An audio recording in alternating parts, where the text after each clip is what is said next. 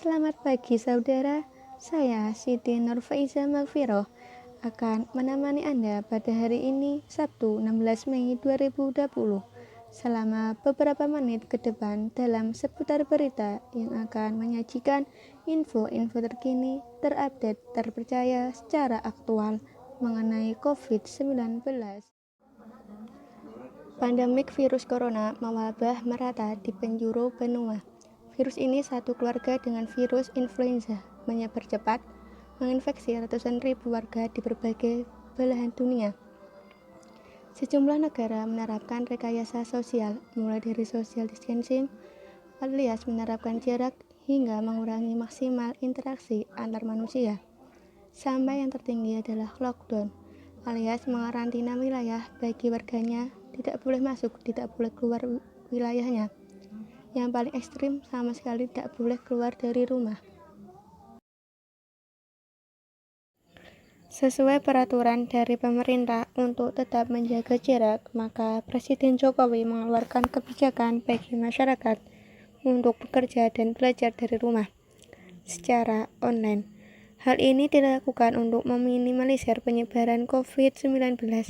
Selain itu, segala kegiatan yang berhubungan dengan masyarakat banyak ditunda, serta meningkatkan pelayanan fasilitas kesehatan seperti rumah sakit umum daerah setempat. Kegiatan di tempat umum seperti sekolah, universitas, hingga objek wisata sementara ditutup. Setelah Indonesia dinyatakan terinfeksi COVID-19 pada awal bulan Maret 2020 kemarin, pemerintah Indonesia meminta semua pihak untuk bekerja sama dalam berpartisipasi pencegahan dan penyebaran virus COVID-19 ini, dimulai dari Kapolri, TNI, serta tenaga medis. Mereka semua diharapkan untuk bisa bekerja sama dengan baik agar virus ini tidak berkembang di Indonesia. Selain dari Kapolri, TNI, tenaga medis, pemerintah juga mengharapkan warga Indonesia menyadari bahwa virus COVID-19 ini sangatlah berbahaya, sehingga mereka diharapkan untuk bisa menjaga kesehatan mereka sendiri. Virus ini diketahui menyerang salah satu warga Indonesia yang berada di Depok. Salah satu warga ini diketahui telah berkomunikasi dengan salah satu warga asing. Dari sinilah Indonesia menjadi salah satu negara di dunia yang terinfeksi COVID-19. Pemerintah Indonesia sudah melakukan beberapa langkah nyata untuk mengurangi penyebaran COVID-19, dikarenakan pada saat ini warga Indonesia yang positif COVID-19 yaitu lebih dari 17.000. Semua pihak bekerjasama untuk meminimalisir penyebaran virus ini, mulai dari Kapolri yang memberikan himbauan terhadap masyarakat di perjalanan bagaimana melakukan perjalanan yang baik sesuai anjuran dari pemerintah. Selain itu, TNI juga berikut andil dalam menangani COVID-19, yaitu dengan melibatkan diri secara langsung ketika pemerintah menjemput ratusan WNI dari luar negeri termasuk Wuhan, Cina, dan mengubah Natuna, Kepulauan Riau berubah menjadi tempat karantina bagi warga negara Indonesia yang dari luar negeri selama 2 minggu. Setelah itu, mereka dipulangkan ke kampung masing-masing. Tenaga medis sebagai garda terdepan dalam menangani pandemik virus ini juga dibantu oleh relawan juga yang ikut berpartisipasi. Semua bekerja sama untuk mengurangi penyebaran COVID-19.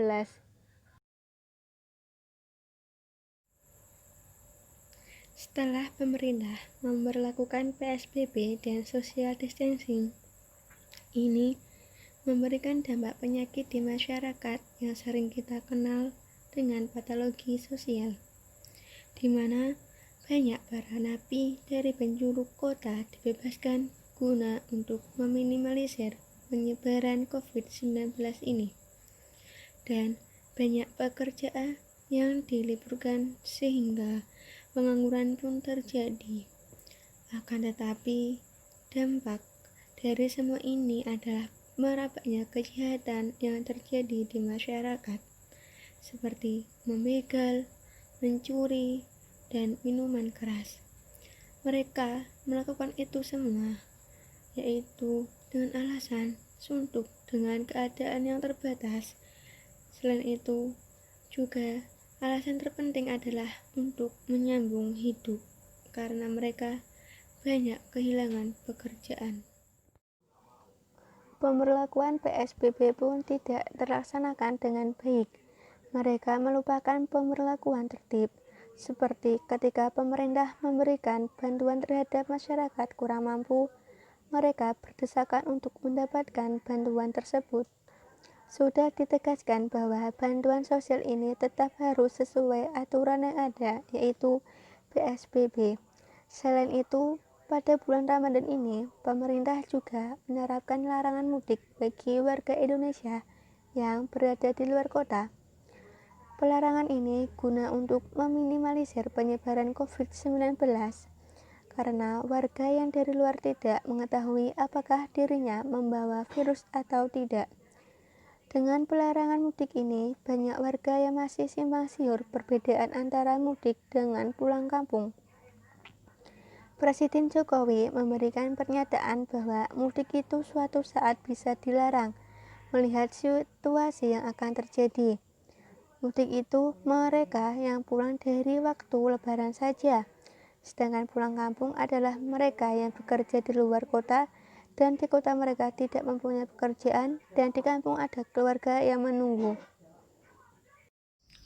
Setelah mereka pulang dari luar kota harus melakukan karantina mandiri, seperti disterilisasi yang dilakukan oleh kepala desa dan pamong desa.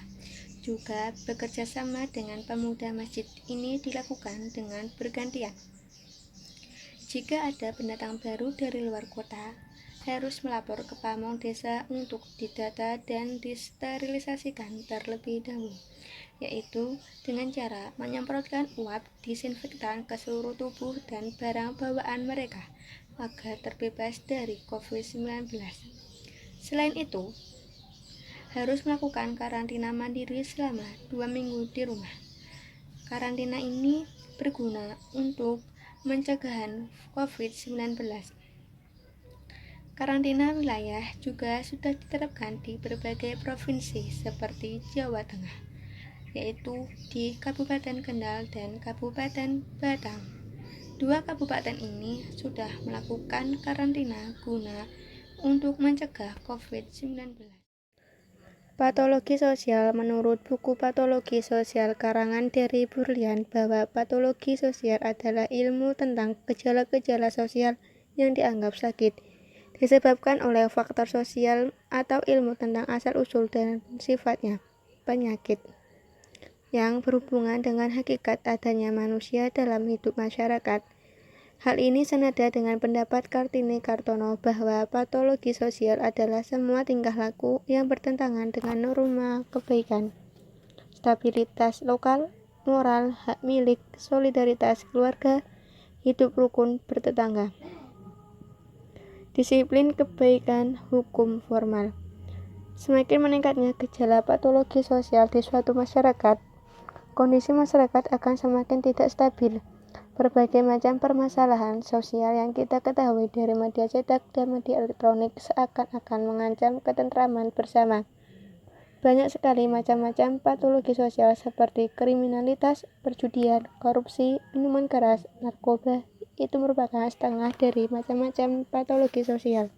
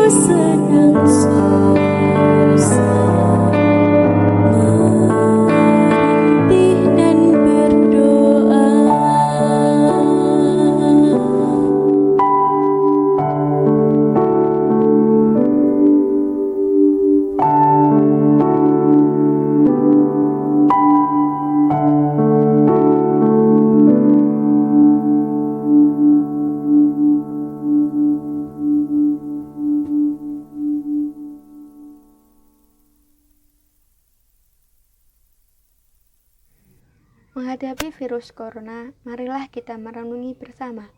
Mereka mati karena pikiran mereka sendiri yang sangat ketakutan dan meyakini bahwa mereka akan mati karena terjangkit COVID-19. Wabah corona ini memang perlu diwaspadai dan diantisipasi bersama-sama. Tetapi beberapa hal yang harus diperhatikan sehingga tidak terjadi malapetaka di kehidupan kita bersama. Pertama, marilah kita mengikuti semua instruksi yang diberikan pemerintah. Kedua, marilah kita bekerja sama dan bersama-sama menjaga kondisi tubuh kita semua supaya tetap sehat, sehingga sehat dalam beraktivitas sehari-hari baik di dalam rumah maupun keluar rumah.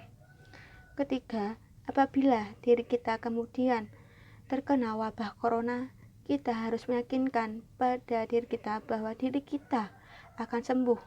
Begitu juga dengan keluarga dan lingkungannya.